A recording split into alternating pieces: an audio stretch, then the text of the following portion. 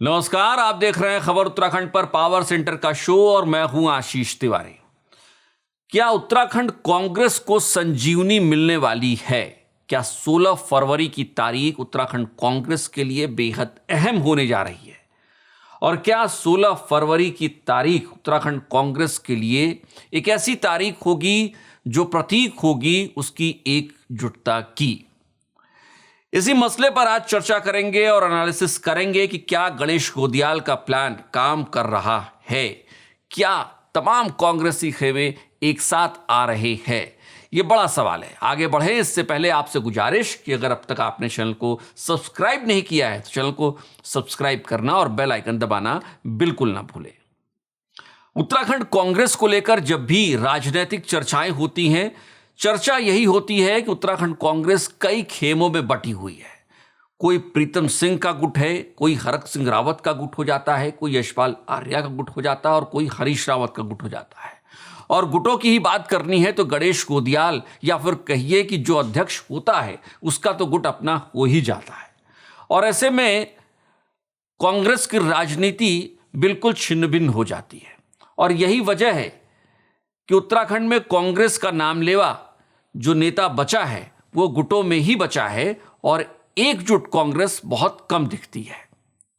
कोशिश करण माहरा ने की जरूर थी, लेकिन करण माहरा अपनी ही पार्टी की पॉलिटिक्स के शिकार हो गए और इस बात में कोई दो राय नहीं है कि उनका इतनी जल्दी चली जाना इस बात की गवाही है कि करण माहरा चाहकर भी तमाम खेमों को एक साथ कर नहीं पाए थे। लेकिन सवाल यह है कि क्या करण माहरा के बाद प्रदेश अध्यक्ष की कुर्सी पर बैठे या दोबारा बैठे गणेश गोदियाल ने कोई प्लान बनाया है?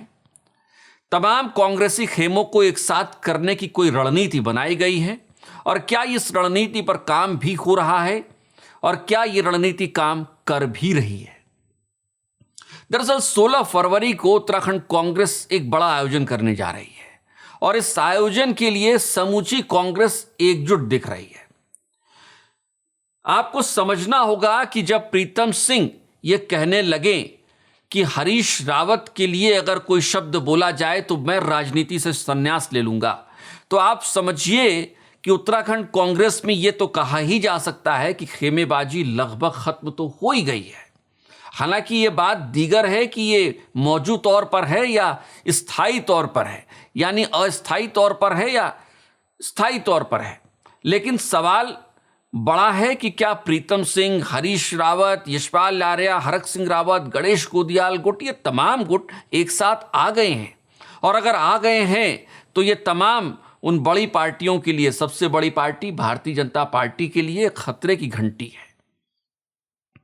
उस पर चर्चा करेंगे, लेकिन पहले यह समझिए कि 16 फरवरी को जब लोक भवन या राजभवन जिसे कहते थे पहले, उसके घेराव की तैयारी के लिए कांग्रेस कितनी ताकत झोंक रही है।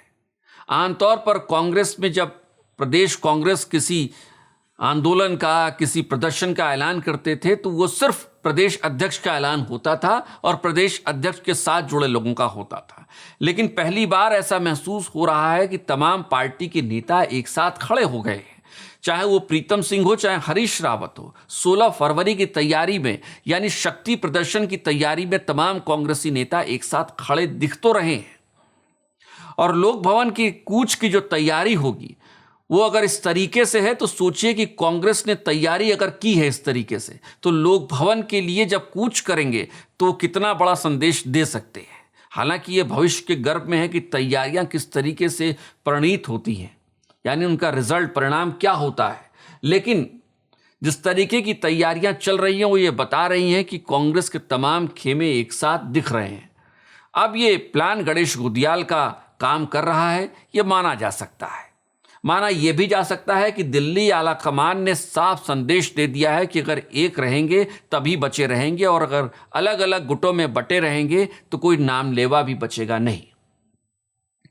अब समझिए कि अगर 16 फरवरी का कांग्रेस का कार्यक्रम सफल होता है तो इसके मायने क्या होंगे। और 16 फरवरी को शक्ति प्रदर्शन करना गणेश गोदियाल के लिए उनके नंबर बढ़ाने वाला होगा और साथ साथ कांग्रेस की रणनीति को भी समझाने वाला होगा, क्योंकि पिछले कुछ दिनों में भले ही धामी सरकार को लेकर लोगों में नाराजगी पनपी जरूर हो, लेकिन एक बेहतर और मजबूत विकल्प की तलाश उत्तराखंड में लोगों को है, इस बात से भी इनकार किया नहीं जा सकता है।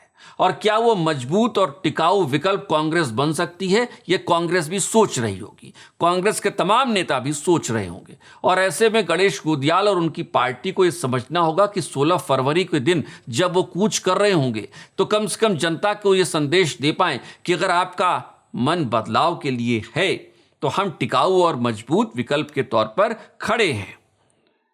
साथ ही साथ चुनावी राजनीति में सिंबोलिज्म बहुत बड़ी चीज होती है, लिहाजा अपनी विपक्षी यानी भारतीय जनता पार्टी को संदेश देने के लिए भी ये कूच कांग्रेस को बेहतर से बेहतर करना होगा। यानी शक्ति प्रदर्शन जितना बेहतर होगा उतनी अच्छी लड़ाई लोकतंत्र की जंग हमको दिखाई पड़ेगी।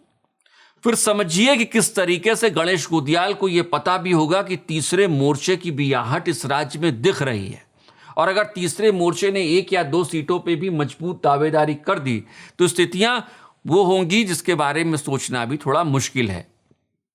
और ऐसे में गणेश गोदियाल और उनकी तमाम कांग्रेस को यह समझना होगा कि 16 फरवरी का कूच न सिर्फ कूच होगा बल्कि कांग्रेस की आगामी राजनीति के लिए भी बेहद महत्वपूर्ण होगा। सवाल यही है कि अगर 16 फरवरी को कांग्रेसी खेमे एक साथ नजर आते हैं तो क्या माना जाए कि इस राज्य में राजनीति करवट ले रही है?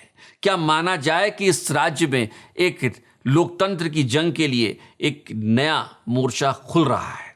सवाल बेहद अहम है। क्या आप भी मानते हैं कि कांग्रेस मजबूत और टिकाऊ विकल्प के तौर पर खड़ी हो सकती है? अपनी राय कमेंट बॉक्स में बताना मत भूलिएगा, हमें आपके कमेंट का इंतजार रहेगा। और आखिर में आपसे एक बार फिर से गुजारिश कि अगर अब तक आपने चैनल को सब्सक्राइब नहीं किया है तो चैनल को सब्सक्राइब करना और बेल आइकन दबाना बिल्कुल ना भूलें। नमस्कार।